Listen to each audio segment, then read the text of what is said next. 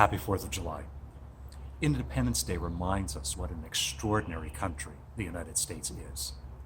Everything that matters most to us as a nation comes to us from our Creator, the one who's blessed us with rights, privileges, and opportunities. The United States sees itself as a country that has both blessings and responsibilities. We're accountable for how we use the land, the resources, and the freedoms that we've been given. We express this by saying that we are one nation under God. And part of what that means is that God doesn't work for the United States. The United States works for God.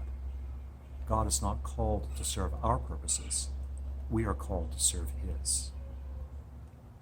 Each people, each nation, each country has a particular role to play in God's good purposes. And part of what the United States does is model a human equality, a respect for one another, a respect for human rights and freedoms among ourselves and around the world. And this should shape how we behave with one another and with our neighboring nations. Americans should be exemplifying a mutual respect, a courtesy for one another, even in the face of major disagreements.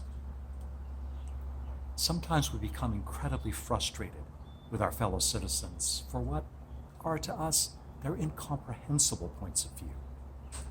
And we need to understand that they look at us and have the same experience.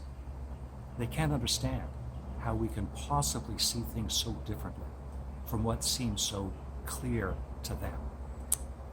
And for our country to move forward as a nation requires an approach to the challenges we face that allows us to hear clearly and with respect what our fellow citizens are saying about the great issues of the day, and a readiness to engage with one another in a manner that allows creative ways forward so that we can continue to be a nation in which we can all pursue happiness, freedom, and respect for one another, and continue to be a nation that is an example to the world. God bless you on this Independence Day.